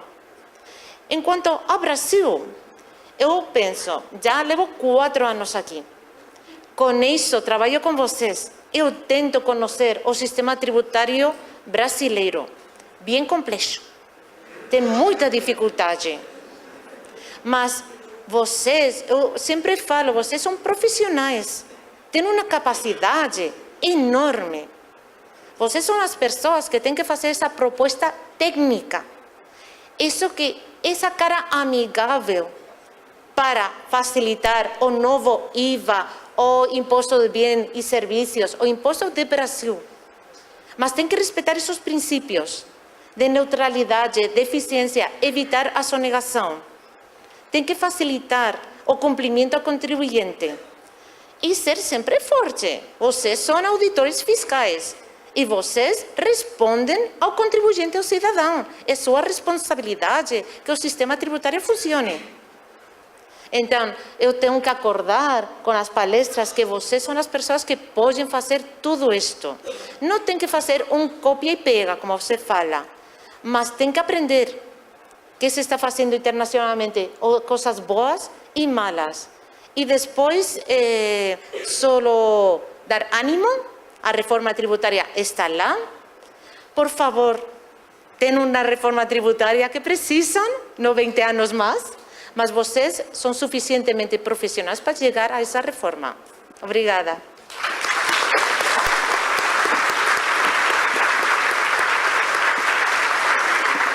Muito obrigado, Antoinette. Passamos já para o Cássio Vieira. Obrigado. Queria agradecer a presença de todos, mas em especial o convite feito pelo Rodrigo Spada, da Fresp, também aqui o convite feito, a recepção feita aqui pelo Juraci, da Febrafit, e não tenho como agradecer aqui os ensinamentos que foram trazidos aqui, seja pela Rita, pelo Pedro, pela Antoniette, porque a partir daqui a gente começa a se comparar com o Brasil e parece que é essa a minha função aqui nesse painel, é trazer um pouco desse conhecimento que foi trazido aqui pelos debatedores e tentar avaliar aqui como é que nós poderíamos aproveitar isso daí no âmbito da administração tributária aqui no Brasil. Bom, algumas coisas têm que ficar bem claras, né? Enquanto que na Europa a gente tem um modelo próximo a uma confederação, aqui no Brasil a gente está numa federação, mas não é uma federação peculiar, né? Não é uma federação comum, é uma federação muito peculiar porque trata-se de federação de segundo grau. Isso muda tudo como a gente pode ver aí. Eu conheço poucos países que poderiam se comparar ao Brasil nesse aspecto, né? É lógico que a gente tem modelos peculiares na China, Estados Unidos, mas quando se fala em IVA, a gente vê aí claramente um avanço com relação ao sistema tributário que nós temos hoje no Brasil, naquilo que se refere a uma busca maior pela eficiência, pela neutralidade, pela facilidade dos negócios, e isso, mas tem uns senões, né? Uns senões que a gente precisa meditar, seriam passíveis de serem adotados aqui no Brasil, é o IVA puro, e o IVA puro europeu ao qual está se referindo aqui os nossos colegas. Isso porque, como nós temos problemas de fronteira, vários países, soberania desses países na Europa, e aqui nós não temos esse aspecto, nós temos aqui aquilo que a Constituição estabelece como mera autonomia dos entes federados, e aí inclui também os municípios no âmbito dessa nossa federação. A gente começa a se pensar, bom, nós temos aqui os municípios que tributam em serviços em geral, serviços cuja base está se ampliando dia após dia. Nós temos os estados que estão tributando especificamente as mercadorias, que muitas vezes são entendidas como bens móveis, tangíveis, e aí nós temos uma dificuldade com esses novos conceitos que são trazidos hoje, da mercadoria digital, que traz toda essa complicação que nós sabemos que está sendo levada hoje aos tribunais superiores, se se trata de serviço, bem intangível, se trataria dessa mercadoria no aspecto do ICMS, como a gente vê aí na tributação estadual. Tendo em vista tudo isso, me parece que a gente deveria ver o que nós temos hoje em termos de propostas. E por que eu estou na tributação há 20 anos? Por que até hoje não foi aprovada uma proposta de reforma tributária, que eu ouço falar há 20 anos que se pretende instalar um IVA, que seria mais eficiente, mais transparente, mais neutro? A questão é meramente política. Quando nós precisamos facilitar o ambiente de negócio, sempre esbarra num conflito de interesses, seja por aqueles que hoje são os detentores dos privilégios naquilo que se refere ao planejamento tributário, as isenções que são dadas, os incentivos fiscais, e, de outro lado, os entes federados que têm um receio muito grande de abrir mão de sua autonomia ou de suas receitas num salto para um IVA que não sabe ao certo onde vai dar, na medida em que ainda não temos as estatísticas. Por que nós não temos as estatísticas para implementar um modelo com razoável segurança? Porque nós temos 5.600 municípios, nós temos 26 estados, nós temos ainda a União, que não reparte o cadastro, que não repartem os cadastros referentes aos fatos geradores, às notas fiscais eletrônicas, e isso daí acaba fazendo com que haja um verdadeiro medo, um temor desses entes federados de se aventurarem ao IVA. Qual seria uma solução para isso? Porque, do jeito que está, nós temos um conflito de bases entre ISS e CMS, temos a União tentando ampliar as fronteiras do PIS/COFINS, e isso daí acaba, na verdade, enfraquecendo a federação, especificamente os estados e os municípios que a compõem. A proposta que veio depois de muitos anos de debate, e aí eu queria fazer referência à PEC 45, que é essa hoje, a que está em trâmite no Congresso Nacional, ela propõe um IVA nacional, um IVA que não é nem federal, nem estadual, nem municipal, seria um IVA nacional. E aí nós temos que pensar, será que esse modelo estaria se adaptando às necessidades brasileiras? A professora Rita, ela salientou bem um ponto que é aquele que eu estou tentando chegar, que não adianta nós tentarmos adotar paradigmas de outros estados, de outros países, quando a nossa realidade é tão diferente, tão complexa. Nós temos um continente que se chama Brasil, no qual pode se inserir toda a Europa, e dentro dessa complexidade tamanha, precisamos buscar nossa própria solução para ter um sistema mais eficiente. Nesse sentido, a PEC 45, me parece que superou algumas dificuldades que estavam sendo colocadas nas anteriores. Principalmente quando se fala ali claramente em um comitê gestor que estaria fazendo a coordenação das administrações tributárias locais. Isso daí já supera uma série de problemas das propostas anteriores, mas o que nós temos também de preocupação é com relação à questão da transição que está ali sendo proposta, né? Quando você passa da origem para o destino, obviamente vamos ter entes que vão ganhar, entes que vão perder, especialmente no longo prazo, vamos ter uma compensação disso aí na transição. Contudo, do ponto de vista do contribuinte, talvez seja difícil a gente vender uma transição como a que está sendo colocada, ou talvez tenhamos que fazer alguns reparos nessa transição, em prol de um marketing favorável a essa migração para esse novo sistema tributário. Estou me referindo especificamente na pretensão de instalar-se um IVA paralelo com 5.600 legislações tributárias municipais, 26 legislações estaduais e mais a legislação de 3 impostos federais que iriam ser substituídos. Mantém-se ali durante 10 anos um conflito de tributação entre ICMS e ISS, a eterna questão o que é serviço, o que é mercadoria, todas as infinitas alíquotas, que na verdade são essas mesmas, infinitas alíquotas que nós temos no âmbito da tributação sobre o consumo, e 5.600 regulamentos, mais os regulamentos estaduais, as infinitas obrigações acessórias. Enfim, o contribuinte vai à loucura ainda durante 10 anos. Isso daí precisaria ser aperfeiçoado para que houvesse um interesse mais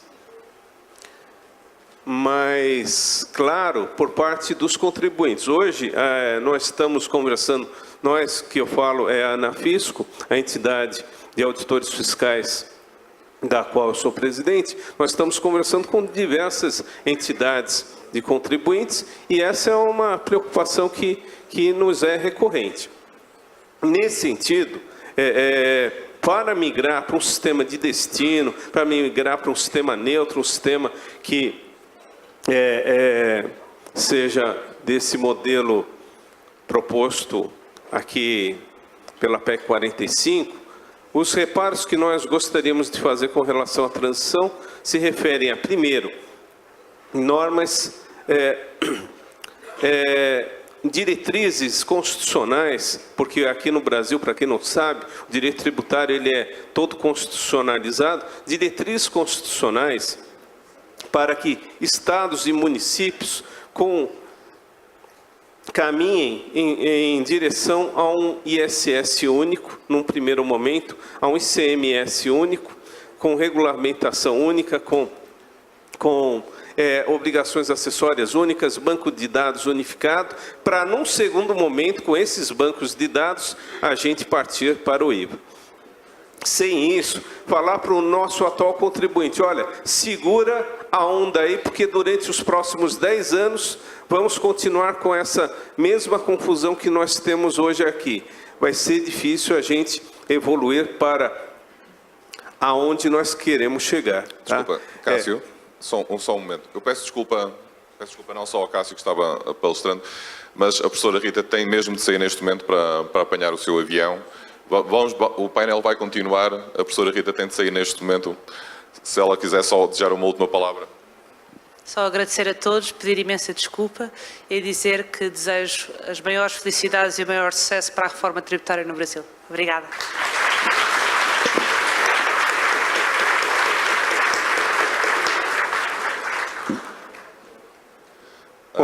Cássio, só para dizer, as perguntas que foram endereçadas à professora Rita serão entregues e ela irá depois responder um pouco mais tarde.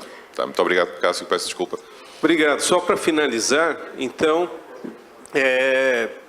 eu acho que o caminho está dado, já está sendo colocado há décadas aqui no Brasil, que precisamos reformular nossa tributação sobre consumo. Contudo, embora a gente tenha uma série de evoluções que foram feitas, todas benéficas, e o último modelo apresentado da PEC 45 é muito auspicioso nesse sentido, a gente tem que contar com essa necessidade da gente também aperfeiçoar os atuais impostos sobre consumo durante o período de transição, porque senão não vamos conseguir vender o projeto. Além disso,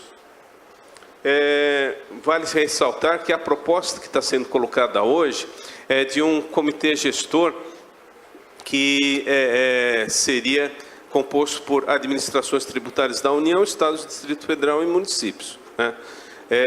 Isso daí precisa ser aperfeiçoado em termos constitucionais, porque há sim um receio muito grande por parte de estados e municípios e que esse comitê gestor não seja realmente paritário como deveria ser. Sem essas garantias, talvez a gente não migre, não tenha um consenso político para migrar para esse novo regime que está sendo proposto. Finalmente, já que nós estamos falando aqui de garantias, a gente precisa falar de garantias para a administração tributária também. Não há como se pensar em eficiência na tributação, a menos que a gente dê as condições, os instrumentos de garantias para os agentes da administração tributária poderem exercer o seu ofício. Nesse sentido, fazer uma reforma tributária, como alguém pode aqui pretender, sem que sejam dadas as condições de eficiência à administração tributária, me parece um equívoco, com todo o respeito a quem pensa diferente. Fazer uma reforma tributária sem pensar-se claramente numa LOAT, numa lei orgânica da administração tributária, é um retrocesso. Obrigado. Fazer-se uma reforma tributária sem a gente dar essas garantias aos agentes fiscais parece-me realmente uma coisa complicada. É isso que eu queria colocar e agradecer mais uma vez aos organizadores do evento e retornar a palavra aqui para o nosso presidente. Obrigado, Cássio, e mais uma vez peço desculpa por ter interrompido a sua fala, mas tinha mesmo de ser. Queria também dizer, quer no caso do Abel, de Rio Grande do Sul, e também do Luís Fernando Silva, da Secretaria de Finanças de Rondônia, as suas perguntas vão ser reencaminhadas ao cuidado da professora Rita para depois ela poder responder. Havia uma outra pergunta para a professora Rita que eu, se não se importa, eu vou fazer então ao Cássio. Aquilo que está previsto na PEC 45 e nesta reforma é um período de transição de 10 anos. Não será tempo demais, ou seja, não poderá ficar nas mãos dos políticos qualquer alteração a um projeto que seja neste momento aprovado? Então, novamente a questão da transição, né? Está se colocando aqui de 10 anos, se é muito tempo, se é pouco tempo, né? Eu acho que aquilo que eu falei, é um pressuposto da instalação do IVA que a gente tenha banco de dados unificado, nota fiscal eletrônica unificada, obrigações acessórias unificadas, uma administração tributária treinada e habilitada para ingressar nesse IVA, nas 3 esferas, na esfera federal, esfera municipal, na esfera estadual. Sem tais requisitos, falar-se em ingressar no IVA, ainda que tenha uma regra de transição de 10 anos, é temerário. Nesse sentido, eu recoloco aquilo que eu falei. Para que a gente dê esse salto em direção ao IVA, temos que ter estatísticas, temos que saber qual é efetivamente a alíquota que deverá ser aplicada com a mudança do ambiente empresarial, que vai ser propiciado pelo IVA. E essa estimativa de mudança, ou melhor, essa estimativa de alíquota, ela só vai ser possível se a gente, antes de ingressar no IVA, tiver a unificação desses bancos de dados. Ok, muito obrigado. Temos uma pergunta para o Dr. Pedro Marinho Falcão, de Ailton Ribeiro, da Receita Federal. Os instrumentos internacionais de troca de informações fiscais não prevêem um nível de proteção suficiente aos direitos do contribuinte. Isso fica claro com a utilização das informações como prova em processo tributário, o que fica a cargo da legislação de cada país. O senhor considera necessária a adoção de alguma medida para uniformizar o tratamento dessas informações, seja alterando os artigos 25, 26 e 27 da Convenção Modelo da OCDE, conforme proposto por Baker e Pistone, seja pela implementação de uma convenção multilateral de procedimentos, conforme Cockfield? Muito obrigado pela questão. A resposta é sim, mas eu daria uma resposta mais lata. Em primeiro lugar, a circunstância de a evasão fiscal ser uma preocupação permanente dos Estados justifica tudo. Isto é, justifica que todas as informações possam ser utilizadas em qualquer circunstância, sem se perceber que do lado da equação está um contribuinte que também tem os seus direitos? A resposta é claramente não. E, portanto, é neste equilíbrio que nós temos que encontrar, por um lado, o direito dos Estados à obtenção da informação e, por outro, o direito dos contribuintes à proteção que é devida pela legislação. Eu julgo que, do ponto de vista das convenções internacionais, existe uma resposta satisfatória e adequada às exigências da garantia e da proteção dos cidadãos. O que nós não encontramos é nas legislações dos Estados a incorporação das recomendações resultante das convenções internacionais.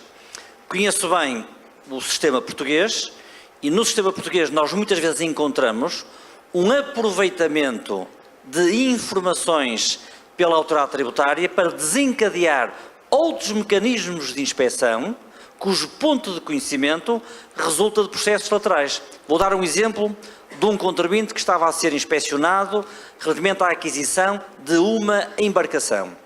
E a autoridade tributária pretendia saber em que condições é que essa embarcação tinha entrado em território nacional, nomeadamente para efeitos de liquidação do IVA. E obteve informação do outro Estado-membro, no caso concreto da Itália, que lhe prestou informações sobre a operação, sobre o leasing, sobre o IVA que foi devido, e a autoridade tributária, obtendo essa informação, imediatamente desencadeou um processo colateral para tributar o contribuinte por manifestações de fortuna, por entender que o contribuinte não tinha rendimentos para adquirir aquele tipo de bem. É exatamente esta desproteção e, como há pouco referia na minha intervenção, a lógica do princípio da especialidade que deve estar presente na troca de informações para que não haja uma desregração, uma falta de controle, porque senão às tantas temos, como alguém dizia, uma espécie de pitbull à solta, que entrando num buraco vai até ao fim e que atropela os interesses do contribuinte. Por isso, a resposta à questão que me foi colocada é uma resposta que merece uma análise positiva, mas é dirigida não às organizações internacionais, mas aos Estados-membros, que deverão adotar nas diversas legislações mecanismos de defesa e de controle das garantias dos contribuintes. Muito bem. Uma pergunta também para o professor Marinho Falcão, temos mais 3 minutos. É um anónimo, mas certamente alguém que está interessado em viver em Portugal. O senhor considera justa a tributação pelo imposto de renda, o IRS, à alíquota de 25%, todos os rendimentos originários de aposentadorias e pensões pagas no exterior a beneficiários do Brasil, domiciliados em países com os quais o Brasil mantém acordo de previdência social, sob o argumento de que se trata de remessa de divisas para o estrangeiro? Este problema já foi discutido politicamente em Portugal. Não é um problema de justiça, é um problema de política fiscal. E a questão é saber se a Portugal interessa ou não captar os investimentos realizados por pessoas singulares ao abrigo de programas, nomeadamente dos residentes habituais. A resposta é sim. Isto é, eu acho que o Estado português deve introduzir mecanismos que visam captar a receita e captar o investimento efetuado em território nacional. E nós temos muitos exemplos. Temos os vistos gold, dos investimentos que são feitos por cidadãos provindos da China, temos a redução da tributação de atividades de alto valor acrescentado, temos a tributação dos residentes não habituais, temos agora o programa da tributação reduzida dos imigrantes que pretendem regressar a território nacional e, por isso, eu acho que o Estado português tem legitimidade para criar mecanismos que visam captar o aforro. Como é que esta tendência pode ser invertida? Pelos Estados de origem, no sentido de criar também mecanismos que possam evitar, de alguma forma, a saída destes cidadãos para território nacional. E a União Europeia já validou estas regras que foram criadas em Portugal com vista à captação das poupanças em território nacional. Por isso, eu sou adepto de soluções que tenham em vista ser um elemento atrativo do investimento, não só do investimento das empresas, como também dos investimentos das pessoas singulares, o que é o caso da questão que agora foi colocada. Sim. Só para dar um comentário, a Antoinette quer ter uma palavra, mas para dizer, aquilo que está também em discussão neste momento é claramente uma opção política. A convenção de dupla tributação, para evitar a dupla tributação entre Portugal e o Brasil, tem esta questão do valor da alíquota nas aposentadorias. É uma discussão que está neste momento ativa. Portugal e o Brasil, através do Ministério dos Negócios Estrangeiros, têm vindo a discutir a alteração dessa convenção. Não há ainda neste momento uma alteração, mas existe pelo menos vontade política de fazer essa alteração. Antoinette? Obrigada. Eu gostaria só de completar um pouco a primeira pergunta sobre o princípio de confidencialidade e proteção de dados. Então, eu compreendo o seu exemplo, mas você tem que pensar que o princípio está bem feito, estuda toda a proteção do dado do contribuinte, mas a finalidade da troca de informação é para matéria tributária. Então, se você fala de o IVA e depois ele faz outra coisa civil, eu entendo, porque você não pode dar essa informação. Tem muita dificuldade, a troca de informação tem uma base legal. Você não pode dar uma informação livremente. Então, essa informação um tribunal não vai poder utilizar. Tem essa base legal, tem um estudo de toda a legislação dos países para garantir que a sua legislação não pode utilizar ruimmente essa informação, tem uma garantia. Isso foi feito por a OCDE, um peer review, algumas avaliações, país por país. E tem alguns países com recomendações que têm que mudar sua legislação. Tem outras que não têm que estabelecer a proteção de dados diretamente, o sentido, a utilização. E depois, se você tem uma informação, você é auditor fiscal. Realmente você está fiscalizando a sonegação. Então, essa informação leva uma coisa a outra. Você não pode só parar aqui, porque você não solicita a informação para um evento concreto. Você solicita a informação para fazer uma fiscalização tributária dentro do princípio de confidencialidade. Então, eu lamento, mas eu tenho que proteger e esse princípio, esse trabalho que faz as administrações tributárias a nível mundial, porque se respeita e se garantiza a proteção de dados. Obrigada. Muito obrigado.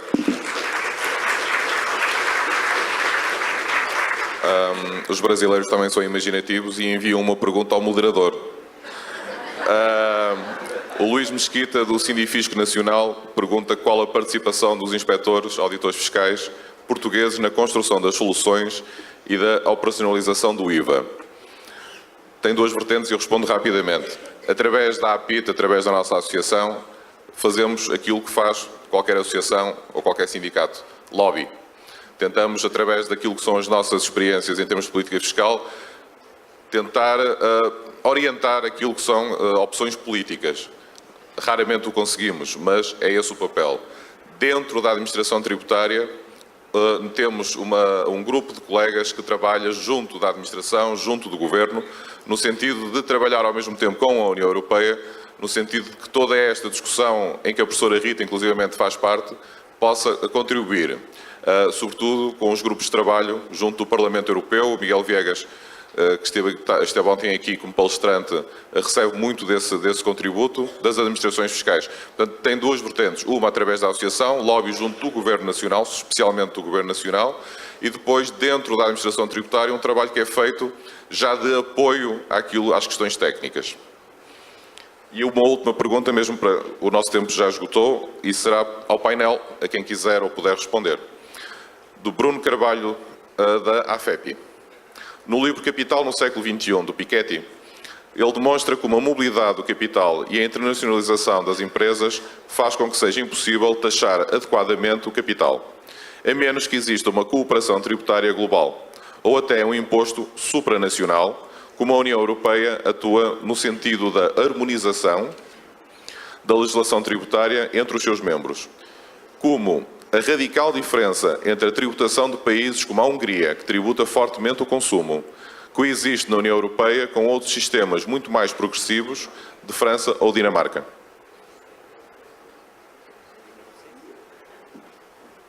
Uma questão é específica para a União Europeia, acho melhor.